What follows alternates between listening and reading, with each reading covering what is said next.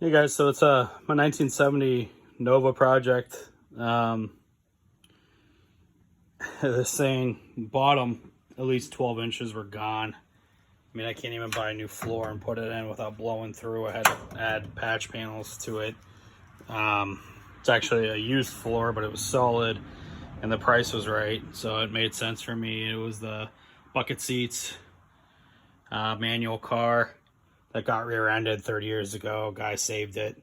I just welded in the trunk and had to add a panel because it was rotted out here too, and lined it up with the floor, welded that in. Also, I'm putting in my competitive engineering frame rails. I couldn't find anything on the internet about these, so I figured I'd make a video myself.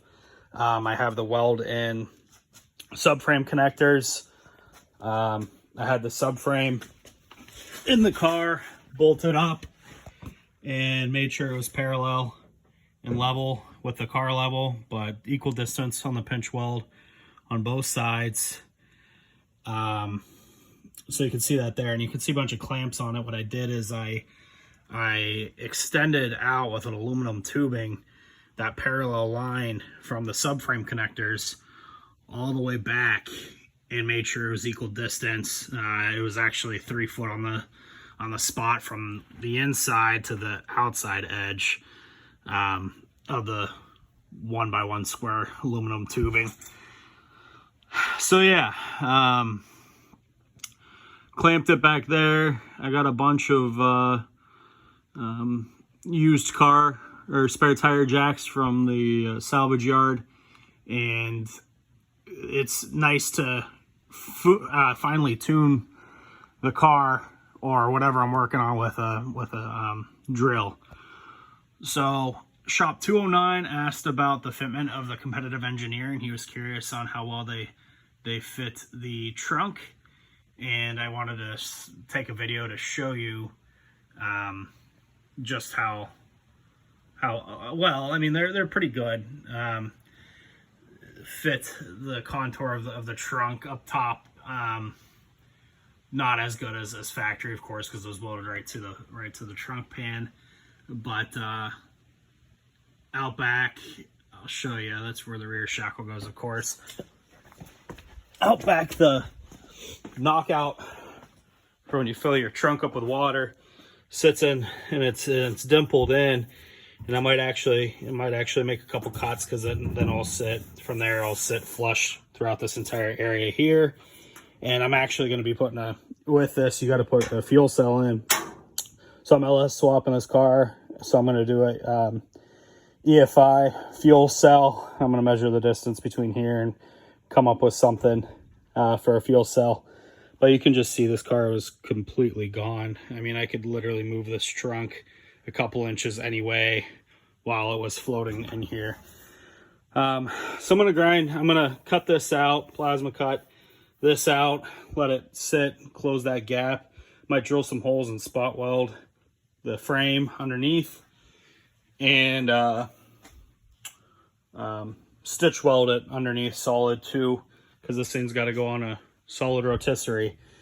I'm pretty leery put it on a rotisserie with, you know, this essentially holding it together. So we'll see how that goes.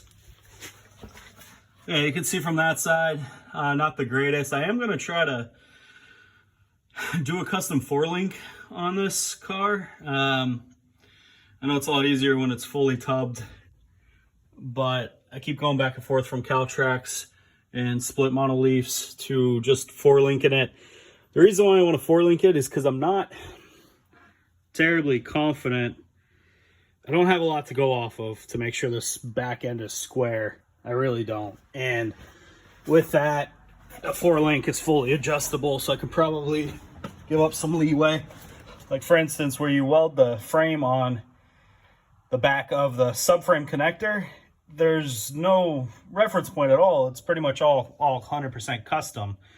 So you can see I got that one in there. It's favoring this side a little bit, so I don't know if I'll have tire clearance issues, but figured I might as well bring it in as much as possible. But I still want to get a solid weld on it. But essentially the rotisserie, it's going to be welded here, and then welded continuously here, but the trunk is just welded in here, and that's it. I mean, it's not, these are shot, I'm replacing them with a mini tub and bringing the tubs in. So these are shot, quarter panels are obviously shot. I want to get it on the rotisserie to do the quarter panels and the wheel wells and the hole underneath here and finish this up. Don't look at my crap welds. So yeah, I'm nervous with just being solid weld on the subframe connectors and a little bit on the floor, and then it's going to get connected right to that. You know, I might put all the panels that go up in here on. Sorry, you're upside down. But the taillight panel and the other two panels, and maybe these panels here where the bumper goes, and maybe I'll add some temporary braces in. I'm going to be cutting that out anyways for a fuel cell. So just nervous rotating this thing over and it just completely falling. So all right, this video is way too long. I hate long YouTube videos. So leave any comments, any questions, recommendations. I could use help, as you can tell. Thanks, guys.